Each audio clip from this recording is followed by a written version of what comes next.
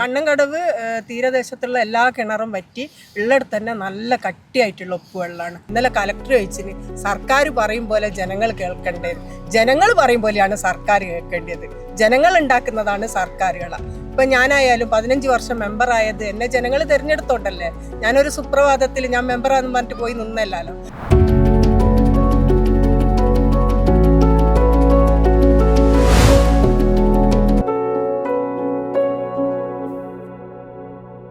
ഇവിടെ ഇപ്പം ഇവിടുന്ന് കപ്പൽ വന്ന് മണലൂറ്റി കൊണ്ടുപോകുമ്പോൾ ആ ഭാഗത്തുള്ള ഭിത്തികളൊക്കെ ഇടിഞ്ഞു പോകുന്നു, റോഡ് ഇടിഞ്ഞു പോകുന്നുണ്ട്.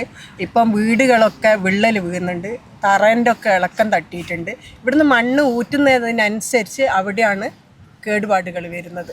അവിടെ തീരെ ഇപ്പം കടലിൻ്റെ മണ്ണോ ഒന്നുമില്ല. ഞങ്ങൾ അപ്പുറത്തുനിന്ന് അഴിമുഖത്തേക്ക് നോക്കുമ്പം തന്നെ ഇവിടെ മല പോലെ, ഞാൻ എൻ്റെ മക്കളെയും കൂട്ടിയിട്ട് കളിക്കാൻ വരുന്നുണ്ട്. ഇവിടെ മല പോലെ കൂട്ടിയിട്ട സംഭവമൊക്കെ ഇപ്പം നിങ്ങൾ നോക്ക്, ഒരു തരി പൂഴി പോലും കാണുന്നില്ല. പിന്നെ വെള്ളത്തിനൊക്കെ ഉപ്പ് വെള്ളമായിട്ട് ജനങ്ങളെ ബാധിക്കുന്നത്, കുടിവെള്ളത്തിനെ ബാധിക്കുന്നുണ്ട്. അതുപോലെ ജലത്തിന്റെ അളവ് കുറയുന്നു പറയുന്നുണ്ട്. കിണറൊക്കെ വറ്റി. കണ്ണങ്കടവ് തീരദേശത്തുള്ള എല്ലാ കിണറും വറ്റി ഉള്ളിടത്ത് തന്നെ നല്ല കട്ടിയായിട്ടുള്ള ഉപ്പ് വെള്ളമാണ്. ഭാവിയിൽ എന്താ ഉദ്ദേശിക്കുന്നത്?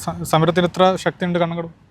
ഇതേ ഞങ്ങൾ രണ്ട് കൂട്ടരും കൂടിയാണ്, കോരപ്പുഴയും കണ്ണങ്കടവ് പ്രദേശവാസികളും കൂടി ഒന്നിച്ച് നിന്നിട്ടുള്ള സമരമാണ്.